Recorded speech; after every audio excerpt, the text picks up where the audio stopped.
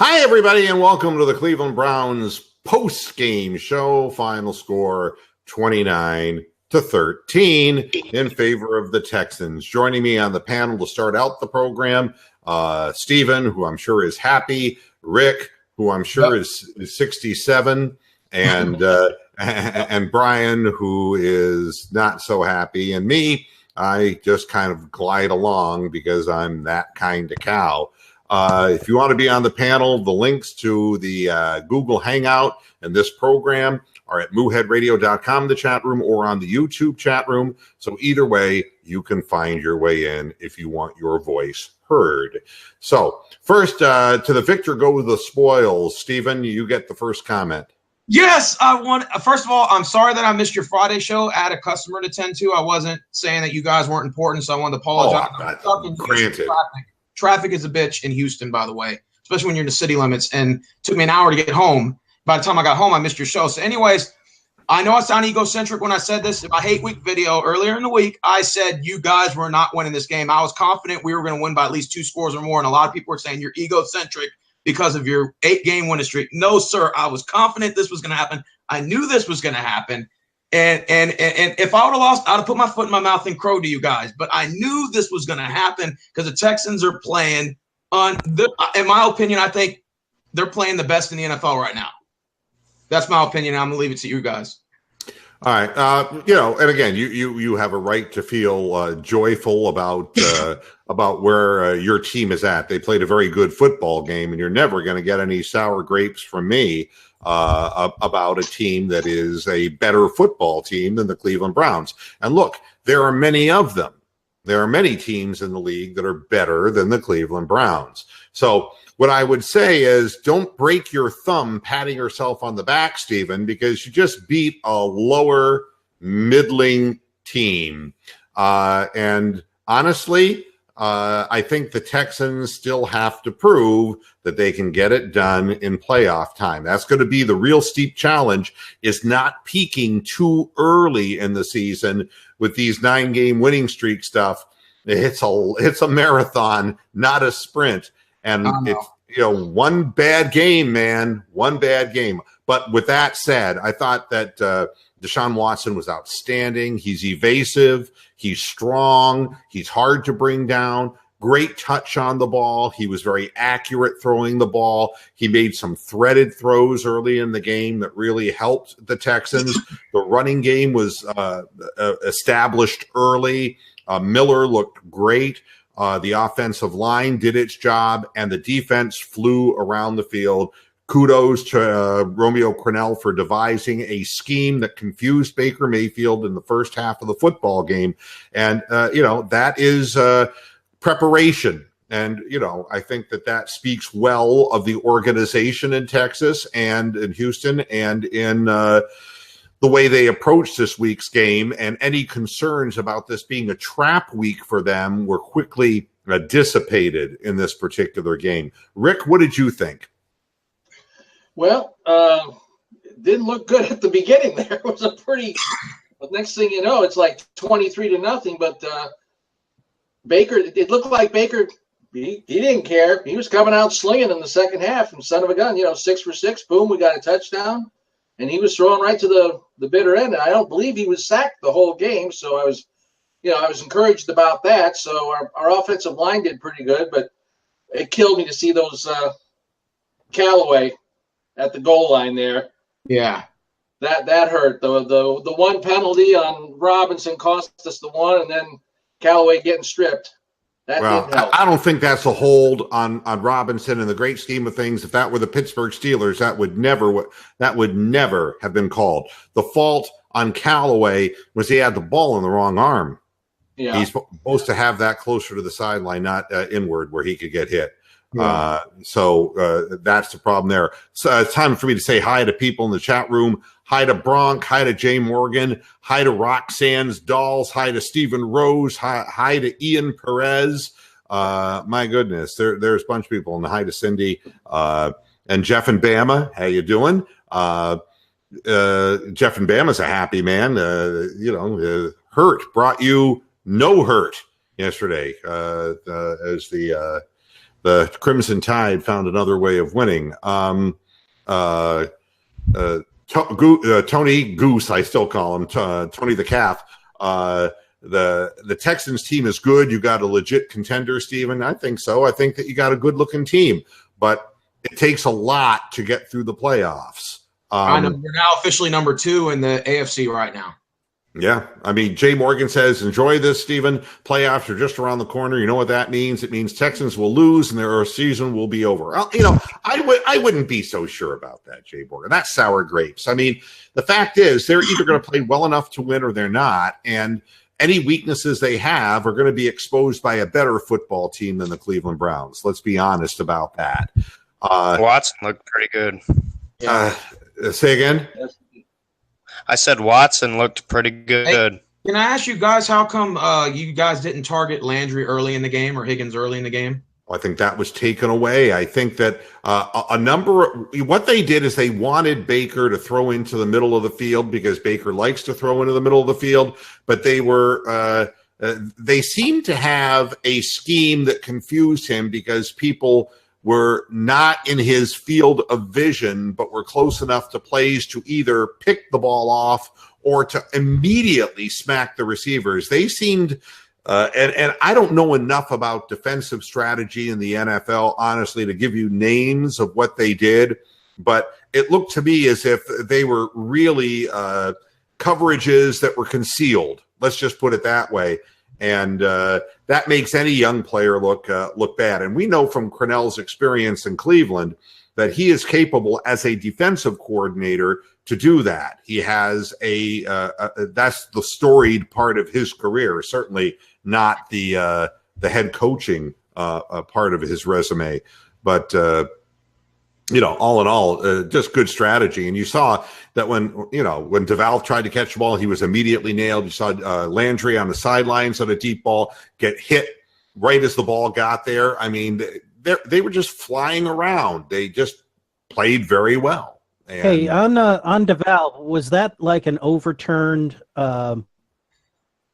fumble or something? To change it to an incomplete pass? And they messed that up on the field. They originally called it was a catch and a fumble, but I think they changed the on the field call because when they said the TV screen said play overturned, but the official said that it stands. It was an incomplete pass. So there was, but it was not a fumble. He did not finish the process, as they say in the NFL. But I'll go to my grave saying that holding call on Robinson does not get called. Does not get called, 90% of the time. And there were a lot of blown calls in the game, like the horse collar tackle too. But that too. I mean, you can't miss that. To the ground and in front of the ref, and the ref's like, you can't do it. Holy shit. And Jabril Peppers throwing somebody to the ground after a play is clearly a flag that didn't get called. So it went both ways. Went both ways. It went both ways. Yeah. Yeah. I mean, that's has nothing to do with the outcome of this particular football game. Yeah, of course. Bronk is saying Texans. Some positive news. Yep. Baker Mayfield threw for over 300 yards, and the Bengals are 0-3 since hiring Hugh Jackson.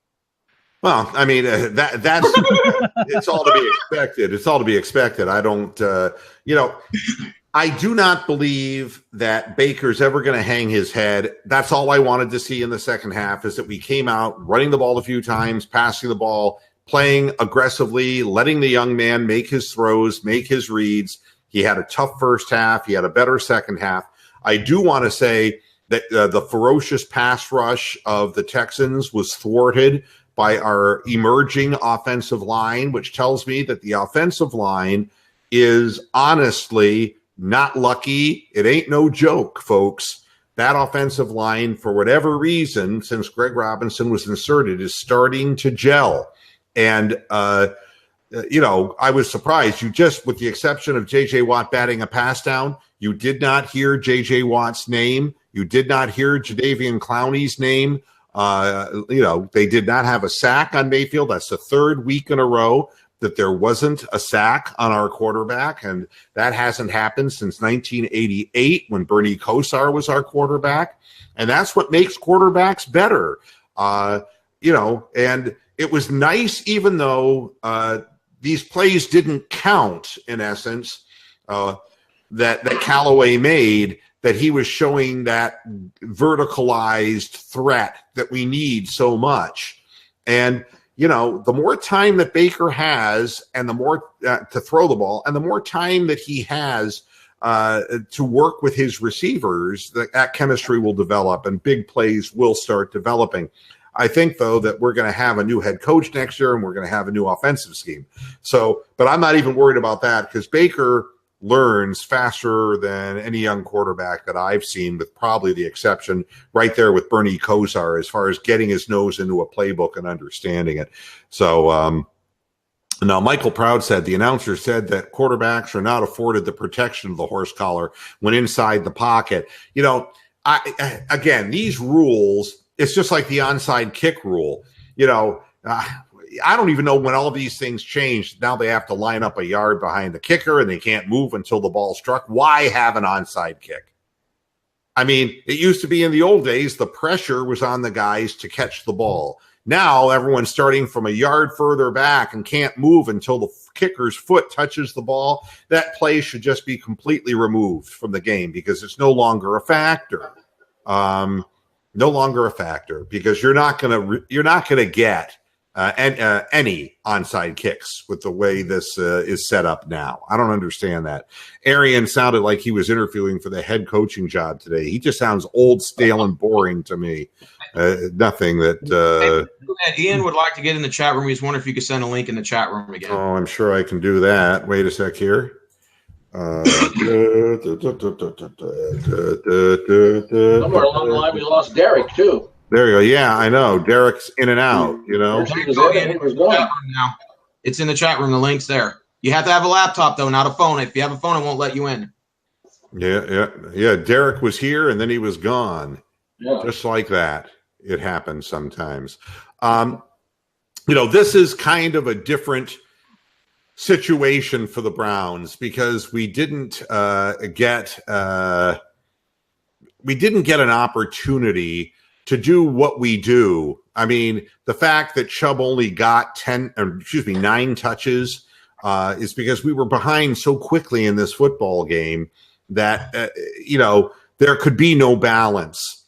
And, you don't want your quarterback throwing this much. Plus, we didn't have the ball as often as we should. Mayfield, again, if you're looking at it, he completed about 68% of his passes. It's just you cannot throw 3 picks. You can't do that and win against a quality football team.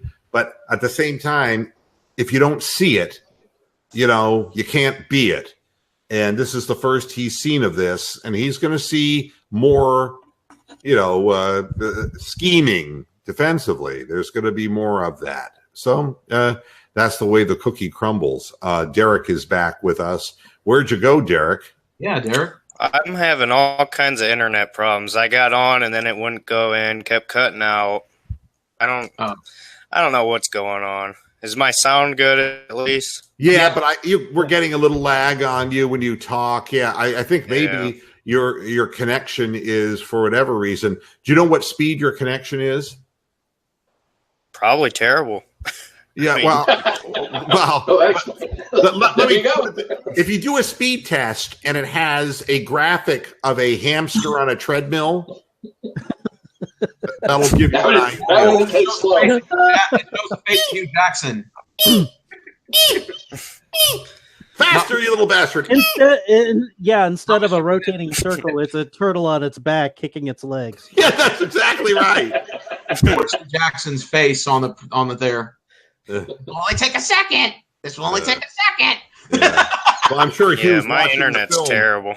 Yeah, he's watching the film on Cincinnati's loss to Denver. But Denver's another one of those teams that just kind of, slow walks you. They got Case Keenum not making a mistake. And, the real issue here, and I want to point out, my halftime show was vitriolic toward fanboys as I could be, because I get really upset at unrealistic fans who make foolish comments. The aftermath of this football game, in my mind, is everybody got a big fucking hard on because we beat Atlanta, and look what happened.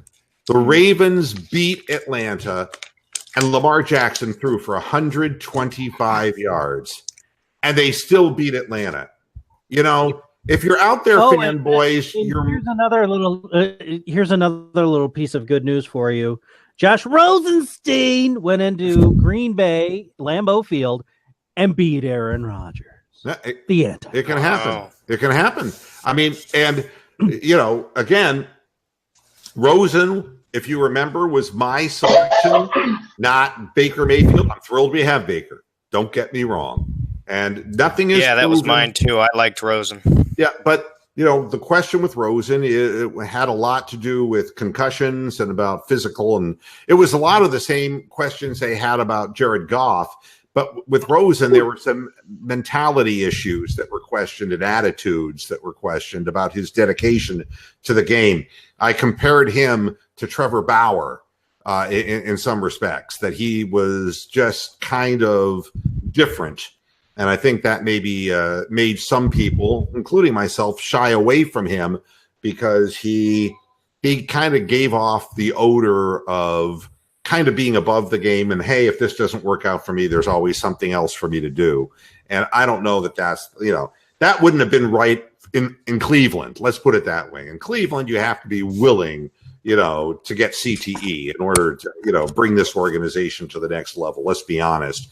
But you know, if you're looking for something better to do with your life, it would be an easy step off point with the Browns organization. So but again, Atlanta lost to a team that threw for 125 yards. And so don't judge the Browns on that win. Don't judge the Browns off of beating Cincinnati, because you saw at home they lost to Case Keenum and the Broncos. So those two wins just means those teams are worse than the Browns. It doesn't mean that we were ready to take 3 steps up and beat the Texans in Houston.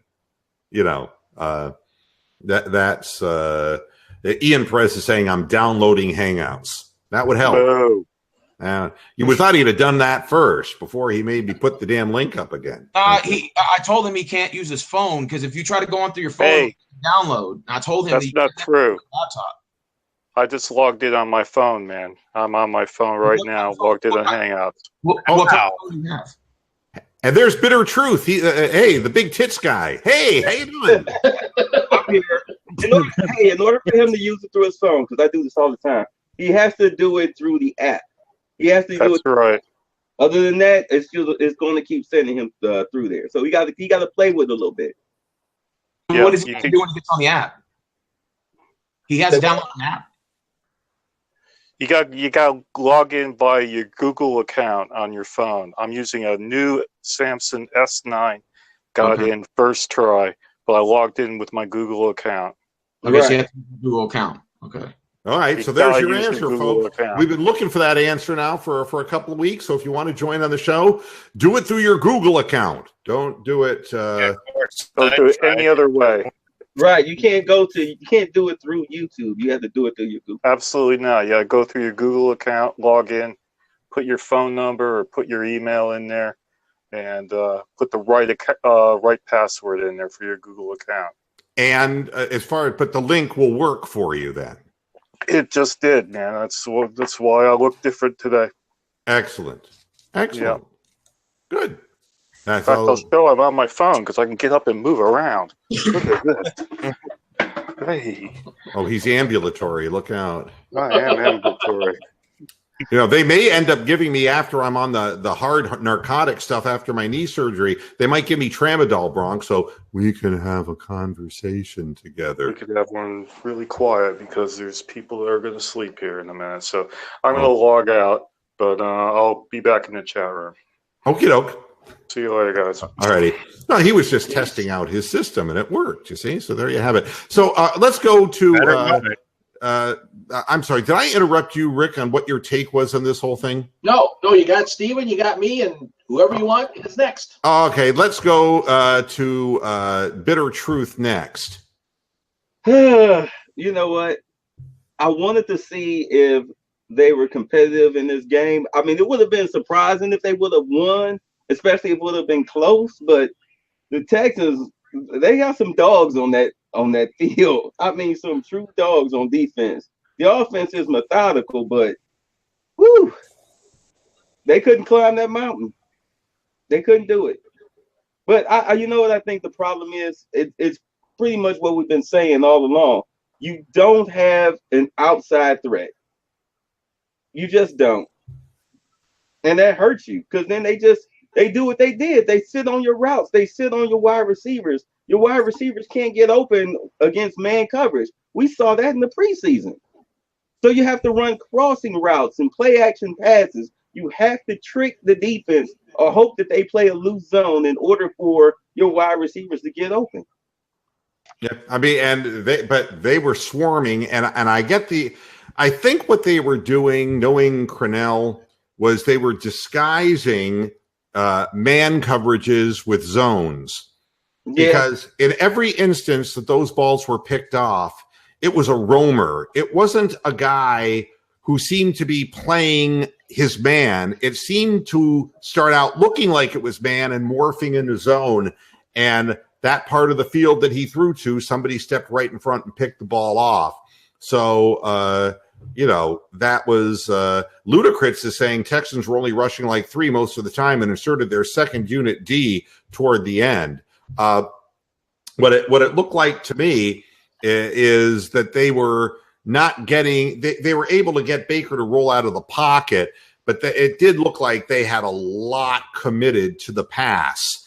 And I think that may have had to change if we would have been in the game. But when you're down 17-0 before a pin drops, you're not in a good situation. Perfnotch is asking anybody want to have some of this humble pie I'm eating. Hey, look, I mean, I don't want to be misinterpreted here. I think fans have the right to cheer for their team and, but walking around like you got the, balls the size of the Liberty Bell after beating Atlanta and Cincinnati, I'm happy we won those games, but it doesn't make you a legitimate contender against a 9-3 team that's playing the kind of football you just saw.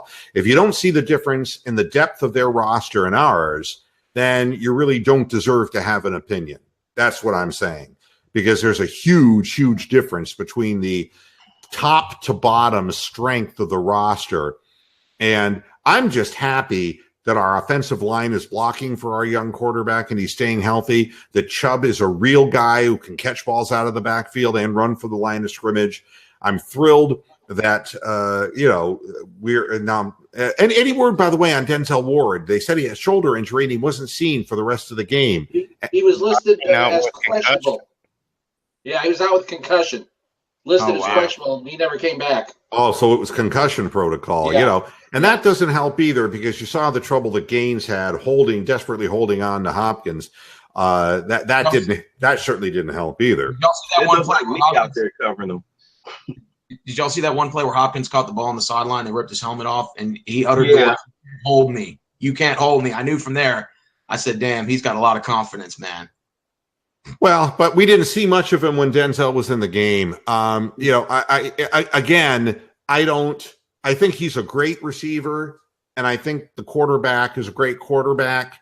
But until you win, when it really counts against teams who are as good as you, it doesn't really matter. Mr. Wood, I got a question for your Browns panel. I felt like they abandoned the run in the first half and then incorporated in the second half, and it worked a little bit. Do you think if they would have incorporated a little more in the first half, it could have got the ball moving a little bit more productively, or wouldn't it matter? Can I answer that? Yeah.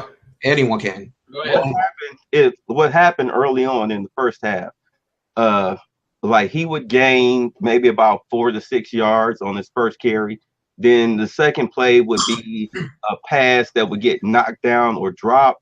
So you weren't going to run it on like a 3rd and 4, 3rd and 6. because you had the Texans up on the line faking blitzes. Okay, so that will stop your run. So you had to pass it. So of course, you saw what happened with the interceptions, the drops, the overthrows. You weren't going to have it, especially when you are definitely going one run. He gets tackled for a 2-yard loss. Put it like this: the team regressed back. It regressed. It went back into what they've known for the past 2.5 years. Yeah. That's what I saw. To me, it looked more like on the following along on the game tracker. It looked more like the Chargers game. Well, what I would say is maybe that might be a little bit strong. We deferred on the kick. They got the ball and rammed it down our throat. Okay. I mean, they were prepared physically to play, and our defensive front, and I saw more evidence of cutbacks hurting us because of overcommitting. This is a problem that I've seen with Greg Williams' defenses everywhere he is, because it is such a linear, straightforward, marching kind of defense. But you fall behind 7-0, and then it could have easily been 14, and then it's 10. But then you're making mistakes and giving the ball right back to them. And when it's 17-0, let's be real honest about this. You could run the football if you wanted to run the football, but there was no evidence that the Browns could stop the Texans' offense. There was no evidence present in the first quarter of that football game, or first half of the football game, that the Browns were able to stop them. So if you run the ball and you end up with a lot of third and shorts that you don't convert, which is typical of the Browns when they run the ball too much without a mix, all that's going to happen is you're going to 3 and out, and you're going to give the ball right back to the Texans. It's a no-win situation. Once that game became a shootout, as far as for the Browns' end, that's not how the Texans win. The Texans win very typically with these 27-10 kinds of scores because their defense is very good, and because their offense takes its time to score, because they rush the ball a very high percentage of the time, and they run clock. And once they get that lead on you, it's kind of like the old Tiger Woods when he was Tiger Woods. He goes into the 4th round with a lead, and he doesn't lose that lead. The idea in golf of time of possession are, you par the par 3s and the par 4s, and you birdie the par 5s. That's how Tiger Woods would end up going 3-4 under in his final round, and nobody could make a run at him because he was already too far ahead. That's how the Texans win. So if you don't start putting the ball up in the air and trying to score points and turn it into a shootout, all that's going to happen is the Texans are going to run the clock out by smashing your defensive line, which is what they could do at will. So, game planning goes down the shitter when you're down 17-0 on the road to a team that you can't stop their ground game. And what has to be addressed in Cleveland is averaging giving up 132 yards on the ground per game is simply not good enough. And until people start paying attention to what I'm saying about Agba and Ogunjobi and Myles Garrett, we need a front four that controls the line of scrimmage. Let's forget about sacks for a minute and just talk about controlling the line of scrimmage. And we lost that tug of war very early on in this game, and we've been losing it almost every week that we play. Teams are able to run against us, and 132 yards a game is just not acceptable. So that's the way I look at this, and I think we need help on our defensive front, or something needs to change as far as our defensive scheme. But whatever it is, I mean, I'm looking at, again, if you want to look at rushing, Miller had 103 yards and 19 carries. Blue had 54. Watson had 30. That's 187 yards of rushing. What was the time of possession differential? Sack yardage is. Say what? Minus whatever sack yardage. I told you he'd been sacked 34 times this year, but it doesn't matter. He more than makes up for it in the other things that he does. No, I thought he was twice or 3 times this game. Yeah, I mean, you wanted a time of possession? How about 37 and a half minutes to 22 and a half? Yeah. You see, and this is how your defense just gets worn out too. But that's the beauty, like I always say, of moving the chains. That's the beauty of having a running game that works. Right off the bat, I wanted to add to that. Right off the bat, our first 3 points on the board, we were like we had 6 third down completions in a row up until that field goal, and then we took like 8 minutes off the clock. Then you guys possessed it, quick 3 and out. We get the ball again and take an additional four minutes off the clock. So already in the first quarter, we took 12 minutes off the clock and resulted in 10 points right off the bat, and we were 9 for 0 for first downs. Yeah, I mean. Again, the team that controls, when you control the ball 12 and a half minutes in the first quarter of a football game, that'll tell you how deep a hole it was for the Browns quickly. So when we were able to get pressure, we couldn't finish. Every time we got pressure. That's been the case, though. You guys had us on 3rd and 15 and 3rd and 11. And on one of them, like I think that 3rd and 10 that Watson ran for that first down, I thought he wasn't going to get it, and then he stretched over in the third quarter. I said, "Wow, we're converting on third downs when we were like one of the worst teams in the NFL in third down conversions." Well, if you don't make tackles, when we had a 3rd and 15 against you, and we let you dump the ball over to Miller and let him run for the first down, you can't go into a soft zone at 3rd and 15 against a top team like that because again, you left the field wide open, and there was nobody who was spying on the guy coming out of the backfield, and even the announcers mentioned that. Where's the quarterback spy? If you would have had a quarterback spy against a team that has a running quarterback, whether he ran the ball or not, Miller wasn't going to get that first down. You're playing like Drew Bledsoe is in the pocket. You got a better version of Michael Vick back there. You got to give credit because when y'all were playing zone coverage back there, and there was that one play that Hopkins had that catch, and he ran like 25, 30 yards on that play. He ran like between 3 defenders. That was a good play. And then Jordan Thomas had a couple of catches running cross patterns on you guys too. When I knew this game? I know when I knew this game was when we were in trouble. When the tight ends caught the touchdown, and Jabril Peppers is standing there saying he pushed off, and I'm like, will you stop making excuses? Oh, and that let me know right then and there that was going to be the modus operandi of the day. No, it was going to be the Hugh Jackson Browns. It's somebody else's fault. Well, I think, again, that's a bit harsh. I would say the team realized that the water they were swimming in was deeper. And again, you don't know how good teams are until you play them. And believe me, the AFC North is not the hot ticket right now in the NFL. There are teams that are vastly more talented than the Pittsburgh Steelers. And, and it's why we see so many teams that are 6-5, 5-6, and, right in that middle area. There are a lot of middle teams, and we can beat those teams. But when you look at the New Englands and you look at, the Chargers, you saw what they did to us. Now you look at the Texans, that's 3. The teams that are the elite teams, we're not really competitive with, and that's been the case this year. But the good news is we've kind of become part of that big middle of the NFL, and we just need a year or two to get more talent on this roster. We're coming off an 0-16 season, folks. You just can't expect to make the transformation that quickly. It doesn't work that way.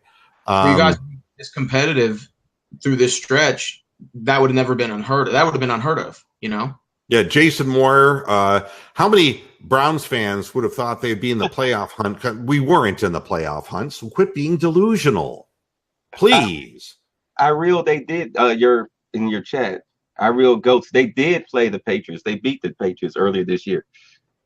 The Texans did. Yeah, this is hey, money never sleeps. How you doing? at 4-6-1, you're not in the hunt. Okay, let's be honest about this. You have a losing record. You're upside down, and you just got clocked by a really good football team. So again, my hope for this year is that the team would get better. Here's the things I could point out that are very positive. Baker Mayfield is resilient. He's strong-minded, and he's going to be a fine quarterback. And the other thing I can tell you is that our offensive line is improved and has gelled and is protecting the quarterback extremely well and giving our young running back an opportunity to play. So that's very good. And at least Callaway and Perryman are trying to contribute, but I think we need more help. Njoku, I think, is a lost cause. I really don't think that he gets it. I think that he's a buckethead, and he doesn't strike me as being a real smart football player.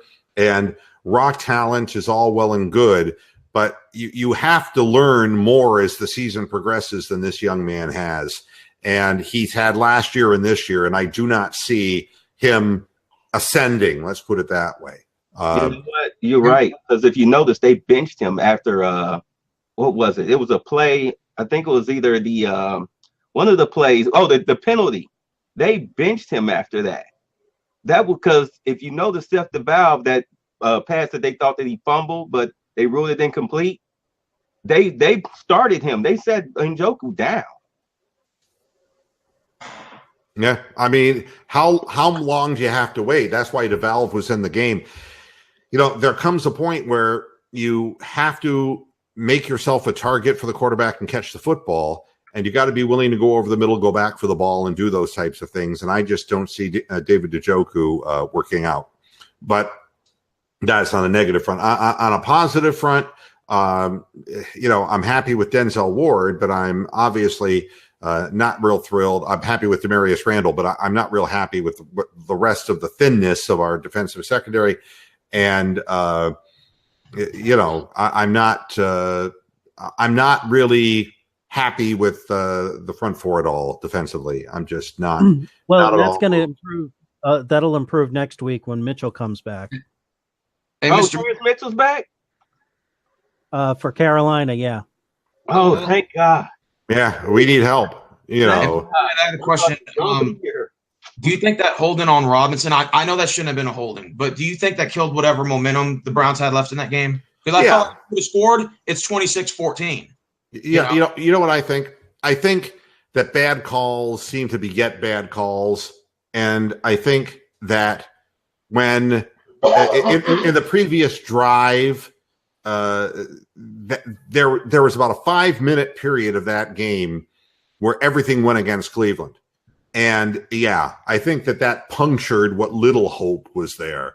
But yeah, I would have liked to have seen that touchdown count, and because it was not a hold, and that would have at least made the Texans play a little differently. If they played too close to the vest and had to punt the ball, now suddenly Baker's got his hands to the ball and he can get us within a touchdown, you see. But that was not going to come to pass. That just, you know, Money Never Sleeps says getting rid of Jamie Meter was a mistake. Where is Jamie Meter? Is he back in Ashland, Ohio, selling farm seed? I don't know that Jamie Meter has amounted to anything anywhere. I think we just need people, interior linemen, who are just tougher, more rugged, and this might be part of Greg Williams' scheme. I would be interested in seeing, if somebody wants to look it up in the chat room, statistically, what Greg Williams' defenses do against the run, because he is a big blitzer, but I just wonder. When he was with the Saints, they gave up a lot of yards, but not a lot of points. They were very they led the league in turnovers. That Super Bowl year that the Saints won it, they were a turnover machine defensively, just like they are here. They're a turnover machine. They give up the yards, but they get the interceptions, the fumbles. It's been like that everywhere that he has gone. His defenses lead the league in forced turnovers. But you're right, though, that interior line, because Coley, I saw him on all those cutback runs you were talking about. I was seeing roly-poly tackling air, trying to tackle ankles. So, yeah, you definitely need a beast. You need a Michael Dean Perry type, which was hard to get in your interior line. You definitely need to revamp your linebacker core because Jamie Collins is so, I feel like playing on this play. And Christian Kirksey is, I think his best years, it looks like his best years are behind him, or maybe he needs to go back to the inside. And the secondary, you need a knockout artist. I know that in the NFL, if you hit somebody, they throw a flag, but you need somebody that's not scared to draw the penalty.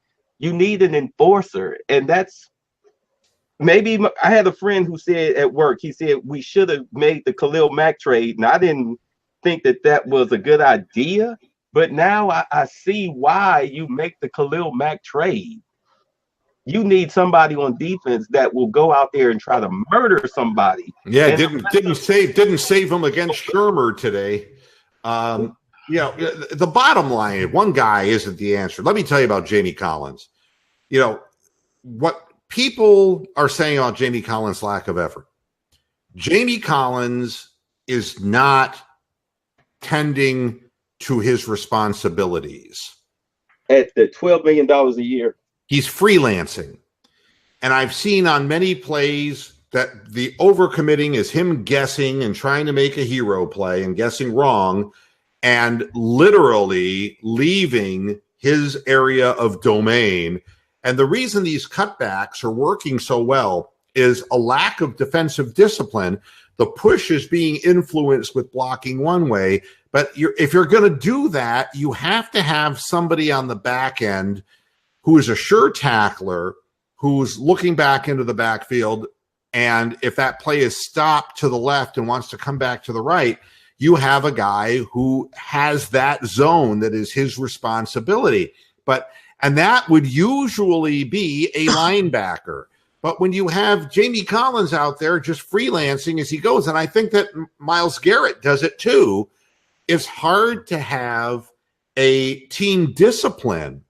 And teams are watching this week after week and corrections aren't being made. So, I think that it requires a certain amount of dedication, discipline, and the athleticism to be able, on a one-on-one basis, if you're the guy who's left to defend the cutback, that you string the play up until you get more help. You got to force the guy, instead of cutting back in, you got to force him to keep going east-west until you have more help. Better give him the corner than to let him cut back in the middle of the field and get into your secondary where he can break off a huge run. You're buying time at that point. But, Best Impact is saying we need linebackers. We struggle in the middle. And that seems to be part of the problem. Yes, the lack of athleticism at that position is hurting us. When I see a guy like Smith in the game, number 50, and Deshaun Watson just trucks him, just runs him over to get a first down when he's contacted the quarterback 2.5 yards before the sticks. We need people who are a little bit beefier, a little bit more physical. Isn't the defensive end? Isn't he a defensive end? Well, he's wearing a linebacker's number. I don't know. What it looked like to me is he just got pinballed, man. Hold on, let me go ahead. I'm gonna check the roster. Yeah, I was not impressed with that. That's again, you got to bring a guy down. You can't let a quarterback just run through you like that. Perf not just saying, anybody else see Colin Cowherd's tweet today? I don't see a lot of Ohio State or Browns tweets at me today. Is the internet out in Ohio? Yeah. Well, again. Yeah, he's the left defensive end, Chris Smith. Yeah, well, he's lightweight because you can't let a quarterback truck you like that. 266 pounds of softness. Yeah, Colin Cowherd, he's an idiot anyway. He's a Stay Puff guy.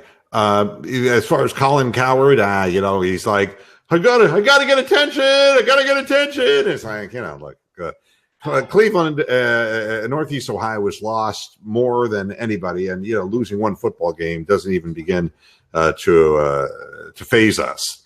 And as far as Ohio State is concerned, they wrote their own epitaph when they hit the field against Purdue. Maybe the headaches will subside now for the head coach. The fact is that Oklahoma beat Texas into submission, and and that's the way that goes. When the number 5 team, steps up into the top, and Georgia gave Alabama a hell of a game, better than anyone else has given them, but they lost their spot because it's a second loss. You're not going to survive that with 2 losses. A one-loss team. Say what? Who's Ohio State playing? Oh, they'll probably go to the Rose Bowl.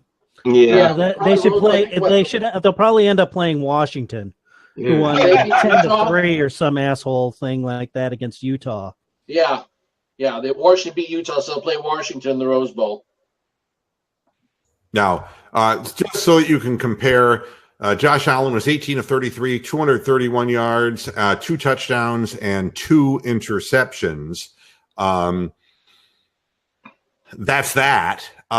We were talking about Cincinnati, and Driscoll was 25 of 38 for 236 yards, 1 touchdown, 1 interception, but only 10 points on the board. All right.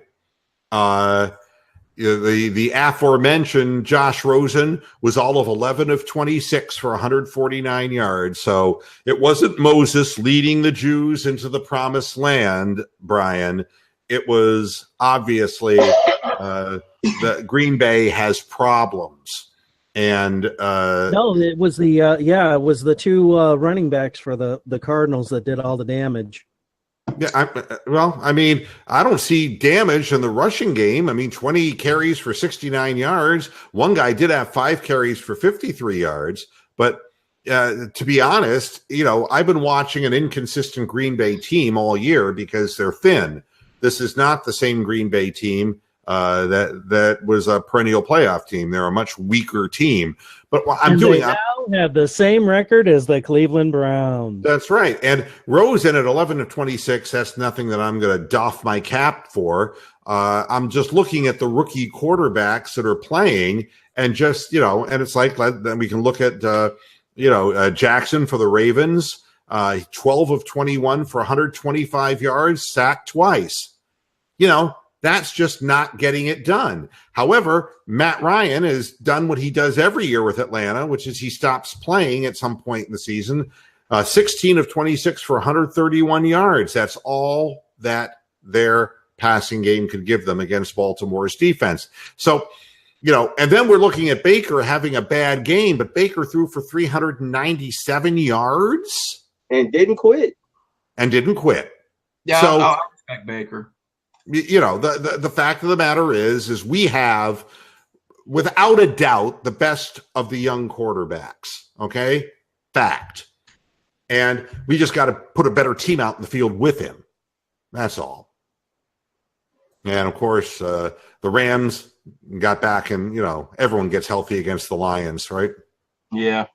And Gruden's already down, the thing about Chucky gets pinned face down to the prison floor and gets ass raped, and it's early. It's over early. Why they hired Gruden as a coach, and this is going to be the alarm I sound off for the Browns organization. The game passes people by, and Gruden wasn't a great head coach to begin with. But the new NFL with the new rules, he is obviously not equipped. Plain and simple, not equipped. And that will turn out to be one of the real abysmal decisions. So far, McCown is leading the Jets over Tennessee 13-0, and he's 9 of 12 for 84 yards. But that's not Darnold. That's old man McCown doing that damage. So last I saw, Carolina was trailing Tampa Bay. How did that end up? Boy, that's a good question. Carolina lost Olsen again to a foot injury. He's out again. Who is? Olsen, their tight end. Oh, okay. I saw AJ Green went out too today. So, yeah. Tampa Bay beat Carolina. I mean, this is the Cam Newton follies, you know?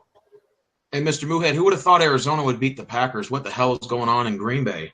Arizona beat the Packers? Yeah, they beat the Packers, but the Packers aren't the Packers anymore. Oh, my God. And Carolina's proven that they're not a very good team either. I mean, the Tampa Bay. And check this out. Jacksonville just shut out Indianapolis. Oh, they're pissed. They are pissed. I would not want to play the Jacksonville Jaguars the rest of the year. They got rid of their problem. They're going to kill people. What was their problem? Blake Bortles. Yeah. Well, wait a minute here. Again, this is a classic hot take. I mean, for one thing, you're talking about a 6-0 game where Cody Kessler was 18 of 24 for 150 yards and was sacked 3 times. Mm-hmm. But they hate Blake Bortles as a team so much that they went out and scored 6 points in a game? They don't care. As long as Bortles is not the starter, they don't care. You're not even going to be able to float that hot take on this show. Hey, look at it. Let me stare at the tits behind you and forget you said that. No. Wait, listen. Let's be honest. The Colts were one of the hottest teams in the AFC. Andrew Luck hadn't been sacked in games, just like Baker hadn't been sacked in games. They went up against a discombobulated, dysfunctional Jacksonville Jaguar team that unfortunately fired their offensive coordinator because Blake Bortles is a hot piece of crap that they should have dumped last year. No argument that he's not a good quarterback. Exactly. They made the switch. After they lost their last game, and they shut the Colts out. The defense came to life. They didn't care that they only put up 6 points offensively or whatever. As long as Blake Bortles wasn't in there, they felt they had a chance to win. God, you're spinning faster than Jennifer Grey did in Dirty Dancing. What did they win? Did they win? I mean, did they win? Jacksonville Jaguars. I'll give you a comparative win. When Eric Mangini beat the Buffalo Bills 6-3, and people say, "We won," and it's like, well, blow me with that kind of. That's not real. There's mitigating circumstances. There's always mitigating circumstances. They have no offense in Jacksonville. They have no offensive concept, and Cody Kessler is a wet noodle arm. Come on. Yes, he is, but they have enough faith in him that they shut out. And that's not faith in him. I mean, that's desperation. Oh, my God, Kessler's playing quarterback. We better shut him out or else we're not going to have a chance. But they did it. That's not the kind of motivation you want. I'm sorry. They did it. I got to give them credit. They did. But what happens the next time when they're down by 10 points? The team's like, fuck, we're only good for 6. And they quit and they lose by 40. Ramsey's going to have to get a pick 6. Other than the Robinson hold, wasn't there another big play y'all made that got called back? No, we fumbled right afterwards. Callaway fumbled the ball because he was holding it in the right arm instead of the left arm heading for the end zone. These are things that young, inexperienced players, he obviously has a lot of speed, but he's got to learn the game better, so. The same thing happened in the Saints game, though? Did one of their receivers fumble and Cowboys recovered? Oh, who's keeping track? All I keep track of are the ridiculous penalties against the Browns. Yeah. That's what I keep track of. And there's way too many of them, and there's way too much of a lack of discipline. Mr. Moohead, were you expecting this outcome to be the way it was, or were you expecting it to be much closer? No, I expected that we would be outclassed on the field. It's just asking too much, and I'm happy that we came out in the second half and didn't lay down. Okay? Yeah. What I'm happy about is the quarterback came out and played a really big second half and stepped into his throws and showed confidence, and I think that that's a great thing, and that's what we take away as the positive from this is that, our spirit wasn't crushed. That's the good thing. Baker didn't come out in the third quarter looking shell-shocked. He just came back out and just started winging again. Like, what first half? Never saw Freddie Kitchens telling him, go out and be Baker. And that makes all the difference. You have faith in your players. Guys, it's 5:00. I want to get the hell out of here because I got things. I'm still preparing for my surgery on Friday. So, we got one more MOOHEAD show tomorrow to talk about this football game. And after that, we're going to be going day to day because my surgery is Friday morning. And you'll probably most likely miss Fridays then. Yeah, well, yeah, you think. Way to go on that limb there, Steven. God damn. I don't know when I'll be ready to do anything, and we'll only see when we get there because this is a whole new experience for me. So, guys, as always, you did a great job on the panel today. I want to thank you for being here, and Monday we'll be back, and you're all welcome to join tomorrow. Can we all say one thing before we leave? Like sure. You usually go first. Yeah. You go first, Stephen. All right, I'll go first. My egocentrism is now paying off. I've been going. I love it. 9 in a row, and Patriots, you better fear us because we're coming for you. I'd rather have an 11-inch dick. All right, next, Rick. Right now, Steven, somewhere Tom Brady is saying, "Hold my beer." So we'll do this again tomorrow. All right, Derek. Derek's mic is off. Or he's become a mime. He can always do hand signals. Yeah, Marcel Marceau. So, yeah. Pantomime. Yeah.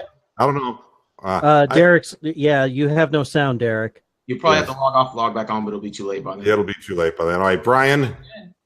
See ya. Another wonderful. Comment section, and we'll read it for you. It's another wonderful day in the fucking neighborhood. Yeah, it was a tough game. And bitter Steven, have Louisville Slugger can travel. All right, and bitter truth, your final word. We know what we need. We know what we need. We need some beasts on the outside. We need some beasts at linebacker, and we need a beast at defensive tackle. So I would say at least maybe 2 drafts will be there. I think next year, if you really get the right pieces in next year, that you could be a team that's a 9-7 football team and knocking at the door. I really believe that too. Thanks everybody for tuning in to this Browns post-game show. Back again tomorrow, 6 p.m. Eastern Standard Time on MOOHEAD Radio. Until then, hasta la vista, Pasture Heads. Good night. Cheers.